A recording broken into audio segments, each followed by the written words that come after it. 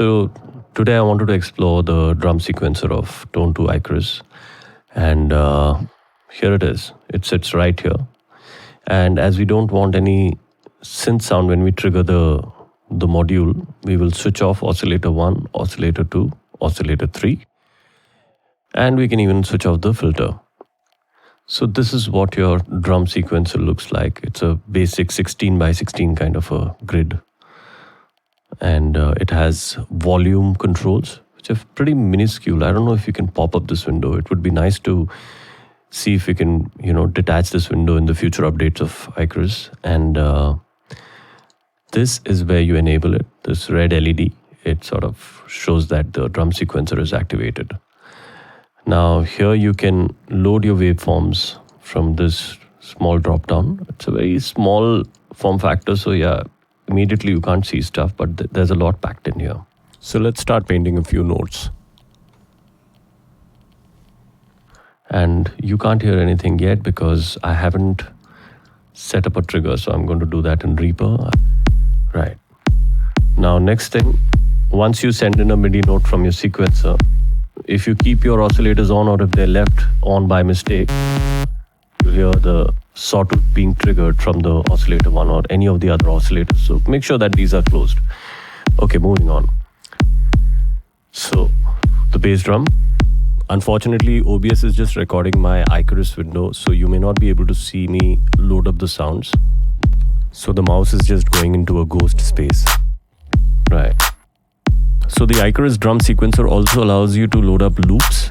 They can be rhythmic or melodic, but it's advisable that they are of a defined loop length, so that when you use the fit to BPM engine, it plays in time and in sync with the other drum parts. Traditionally, it will be on the single trigger mode. So to make sure that your loop plays in sync with the other parts, make sure it's on the BPM mode.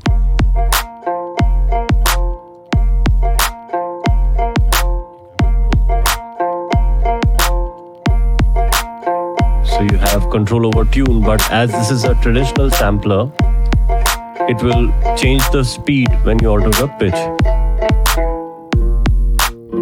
But when you push it up to +12, it will play on half time. If you put it on a negative -12, it will play on double speed. Usually it does the other way around. When you do a +12, it basically speeds it up. And when you do a -12 pitch down, it slows it down. But in this case, it's behaving in the opposite fashion. You can also send these sounds to the effect module here, but it will only use the third effect in the chain. Enable it.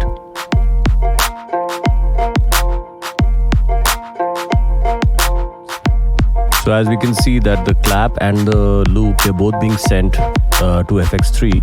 You can disable it by or enable it by clicking from here. As you can see, there are many parameters that can be controlled from the drum sequencer. You can mute them, you can control the ADSR of a sound, you can make it more velocity sensitive for volume and the pitch, you can tune it, amongst other things. And just putting down some hats now.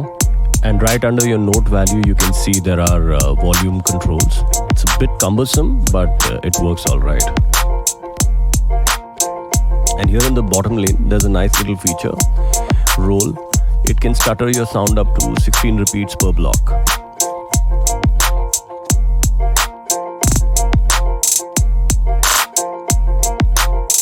We can make this sequence further more interesting by sending it to the glitch processor. I'll reset the sequence. And when you see this red LED lit up, that means the glitch sequencer is activated.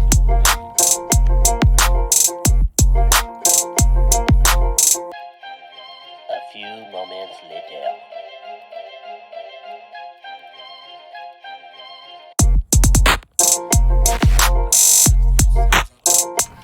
So here we were just scraping the powers of the Tone 2 Icarus's drum sequencer, and hope you liked it. Thank you for watching.